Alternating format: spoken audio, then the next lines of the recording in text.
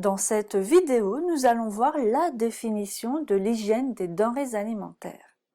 Attention à ne pas confondre avec l'hygiène alimentaire, qui est une expression médicale désignant le choix des aliments en fonction des considérations diététiques ou nutritionnelles.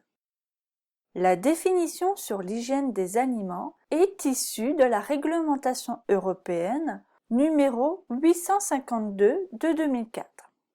Elle dit que l'hygiène des denrées alimentaires est un ensemble de conditions et de mesures nécessaires pour maîtriser les dangers et garantir le caractère propre à la consommation humaine d'une denrée alimentaire compte tenu de son utilisation prévue.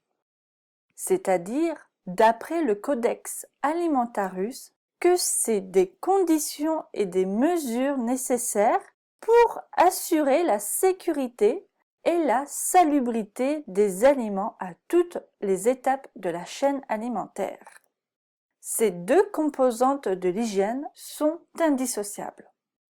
Voyons plus précisément ces deux caractères.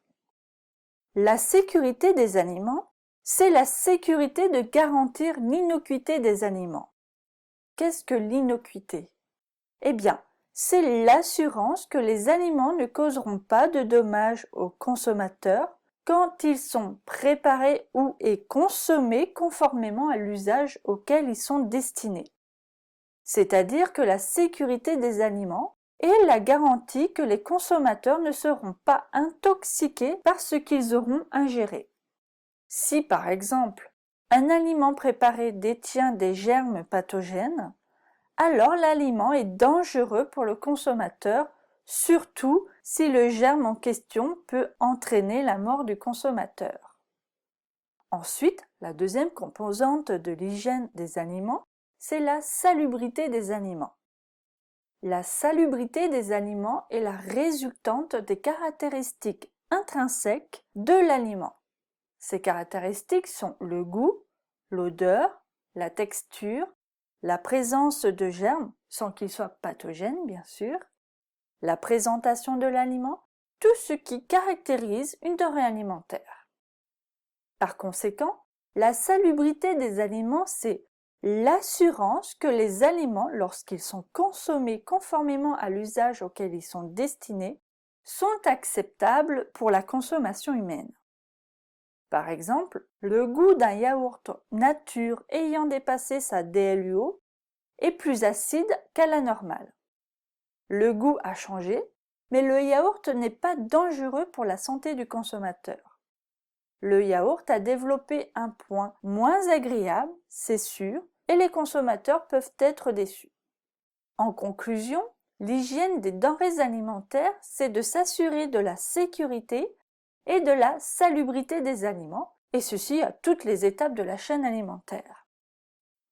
Il faut savoir que la notion de sécurité est plus forte que celle de la salubrité.